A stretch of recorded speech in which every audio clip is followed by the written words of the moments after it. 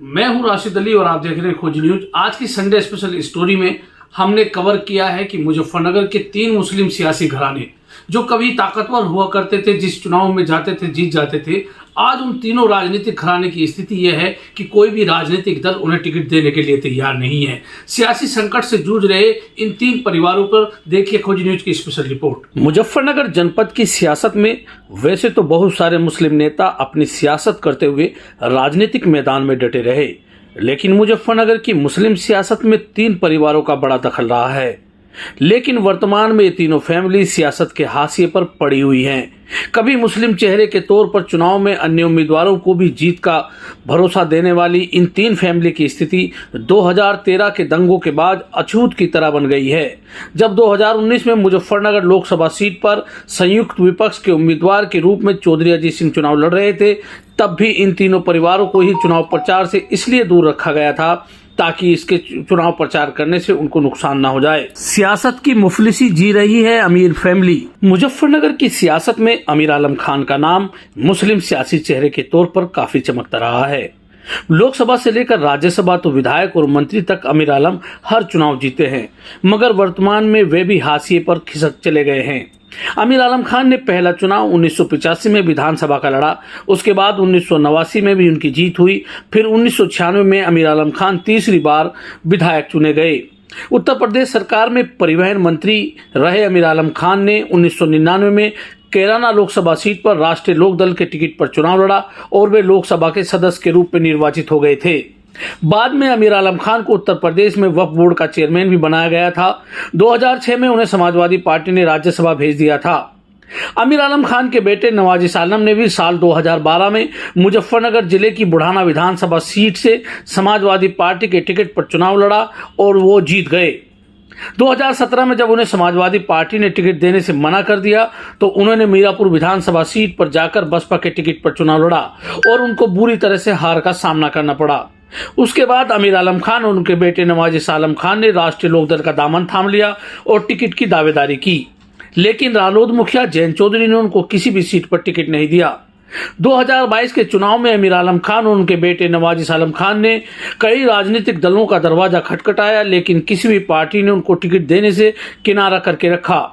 वर्तमान में स्थिति यह हो गई है कि कभी लोकसभा, राज्यसभा और विधानसभा में जीत कर जाने वाले अमीर आलम खान वर्तमान में मुजफ्फरनगर के एक छोटे से मगर कीमती वफ़द के सचिव के रूप में काम कर रहे हैं। अब कहीं कादिर नहीं रही राणा फैमिली। सियासत में कभी चमचमाते सितारे के रूप में चमकने वाली राणा फैमिली भी फिलहाल सियासत के मैदान में दिखाई नहीं पड़ रही है।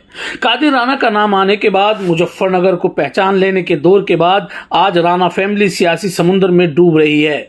मुजफ्फरनगर नगर पालिका सभासद के रूप में सियासत शुरू करने वाले कादिर राणा का नाम सियासत में तब बड़ा हो गया था जब 1993 में सपा बसपा के गठबंधन पर कादिर राणा ने मुजफ्फरनगर शहर विधानसभा सीट पर चुनाव लड़ा था। चुनाव में कादिर राणा चुनाव भले ही हार गए थे, मगर जो उन्हें वोट मिली थी उसने अपने आप में एक रिकॉर्ड कायम किया था। उसके बाद कादिर राणा ने मुजफ्फरनगर की सियासत में पलट कर नहीं देखा। 1998 में समाजवादी पार्टी ने उन्हें एमएलसी का चुनाव लड़ाया तो कादिर राणा ने एक बड़ी जीत हासिल की थी।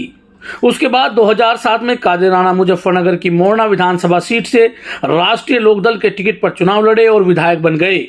यूपी के दोनों सदनों में जाने वाले कादिर राणा ने आरएलडी छोड़कर बीएसपी का दामन थाम लिया और उन्होंने मुजफ्फरनगर लोकसभा सीट पर साल 2009 में चुनाव लड़ा और जीतकर सांसद बन गए। 2014 में कादिर राणा ने फिर बसपा के टिकट पर चुनाव लड़ा, लेकिन इस बार उन्हें भाजपा के संजीव बालियान से बड़ी हार का सामना करना पड़ा। 2017 में कादिर राणा ने अपनी पत्नी को बुढ़ाना विधानसभा सीट से बसपा के टिकट पर चुनाव लड़ाया, लेकिन वहां भी उनको हार का सामना करना पड़ा था। राणा परिवार के ही दूसरे सदस्य के रूप में 2004 में उनके भतीजे शाहनवाज राणा ने सियासत में एंट्री मारी और कैराना लोकसभा सीट पर बसपा के टिकट पर चुनाव लड़े। इस चुनाव में शाहनवाज राणा को हार का सामना करना पड़ा, मगर 2007 में शाहनवाज राणा ने बसपा के टिकट पर बिजनौर सदर विधानसभा सीट पर चुनाव लड़ा और विधायक बन गए। 2014 में शाहनवाज राणा ने समाजवादी पार्टी की टिकट पर बिजनौर लोकसभा से चुनाव लड़ा और उन्हें हार का सामना करना पड़ा। 2015 में शाहनवाज राणा ने अपनी पत्नी इंतखाब राणा को जिला पंचायत सदस्य का चुनाव लड़ाकर अध्यक्ष पद का चुनाव लड़ाया और कांटे के मुकाबले में अपनी पत्नी को जिला पंचायत अध्यक्ष बनवा दिया था। साल 2017 तक शाहनवाज राणा ने समाजवादी पार्टी को अलविदा किया और उन्होंने कांग्रेस का दामन थाम लिया, लेकिन अगले ही दिन उन्होंने राष्ट्रीय लोकदल ज्वाइन की और खतौली विधानसभा से चुनाव लड़ा, मगर वहां उनको हार का सामना करना पड़ा। 2022 में शाहनवाज राणा को किसी भी राजनीतिक दल ने टिकट नहीं दिया। इसी परिवार के जाकिर राणा भी 2005 में जिला पंचायत के सदस्य पर निर्वाचित हुए और अध्यक्ष का चुनाव लड़ा था। मुकाबला कांटे का हुआ, लेकिन जाकिर राणा को हार हाथ लगी। उसके बाद जाकिर राणा केंद्र सरकार में दर्जा प्राप्त मंत्री के रूप में भी काम कर चुके हैं। राणा परिवार के ही नूर सलीम राणा ने भी 2012 में बसपा के टिकट पर चरथावल विधानसभा सीट से इलेक्शन लड़ा और विधायक बन गए। 2017 में फिर से बसपा के टिकट पर उन्होंने दांव आजमाया, लेकिन इस बार उनको हार मिली। 2022 का इलेक्शन आते आते नूर सलीम राणा ने भी राष्ट्रीय लोकदल का दामन थाम लिया और चरथावल विधानसभा सीट पर अपनी दावेदारी की, मगर जयंत चौधरी ने उनसे दूरी बनाए रखी। जमा में से कैसे घट गई सईद फैमिली।